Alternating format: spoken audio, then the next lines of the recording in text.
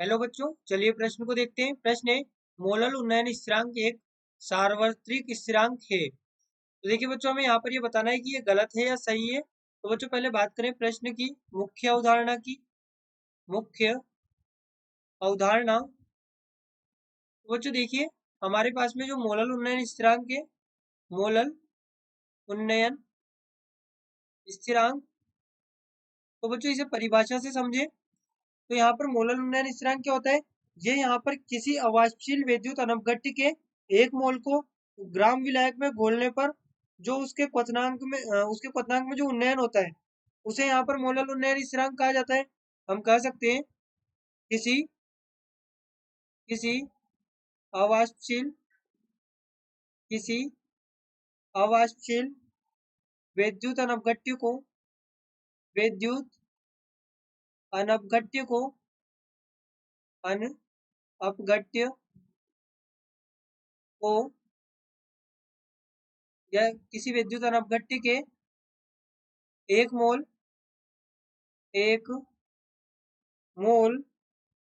को ग्राम, या इस प्रकार लिखे इसे, यहाँ पर इसके 1000 ग्राम में 1000 ग्राम विलायक में किसी अवाष्पशील विद्युत अनपघट्य के एक मोल को 1000 ग्राम विलायक में 1000 ग्राम विलायक में घोलने पर उसके क्वथनांक में जो उन्नयन होता है, उसके क्वथनांक में जो उन्नयन होता है उसे मोलल उन्नयन स्थिरांक कहा जाता है।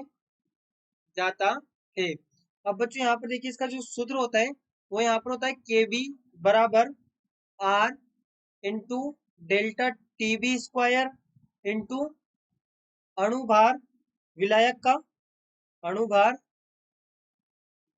का बटे यहाँ पर ये होगा 1000 गुणे डेल्टा H वेपराइजेशन यानी वाष्पीकरण की। तो देखिए बच्चों, यहाँ पर वाष्पीकरण की एंथैल्पी है डेल्टा H वेपर।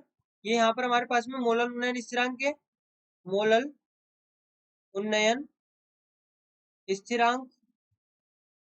तो बच्चों यहाँ पर हम कह सकते हैं, अब जैसा कि हमने फॉर्मूला लिखा है, तो यहाँ पर जब जो अणुभार चेंज होगा तब भी ये चेंज हो जाएगा, डेल्टा टी भी चेंज होगा तब भी ये चेंज हो जाएगा। तो हम कह सकते हैं KB, यहाँ पर KB हमारे पास में मोलल उन्नयन स्थिरांक है, तो हम कह सकते हैं KB किसी विलायक के लिए स्थिर होता है, किसी विलायक के लिए स्थिर होता है, परंतु यह सार्वत्रिक नहीं होता, क्योंकि यह किसी इसे इस प्रकार लिखे, क्योंकि यह विलायक से अन्य विलायक में जाने पर या अन्य विलायक से अन्य विलायक परिवर्तित होता रहता है, विलायक से अन्य विलायक परिवर्तित होता रहता है। यानी कि जो मोलल उन्नयन स्थिरांक है किसी एक विलायक के लिए तो स्थिर है, लेकिन जैसे हम अगले विलायक की बात करेंगे तो ये यहाँ पर उसके लिए परिवर्तित हो जाएगा। तो हम कह सकते हैं कि मोलल उन्नयन स्थिरांक एक स्थिरांक तो है, लेकिन यह एक सार्वत्रिक स्थिरांक नहीं है, क्योंकि सार्वत्रिक स्थिरांक जो होता है वो सभी विलायक के लिए फिर एक ही होता। जैसे हमारे पास में R है, तो R यहाँ पर सार्वत्रिक स्थिरांक है, क्योंकि ये हम कहीं पर भी जब इसके मान की बात करते हैं तो वो एक ही तरीके के मान की बात करते हैं। लेकिन यहाँ पर KB किसी एक विलायक के लिए स्थिर है, परंतु ये सार्वत्रिक नहीं है, क्योंकि यह विलायक से अन्य विलायक में परिवर्तित हो जाता है।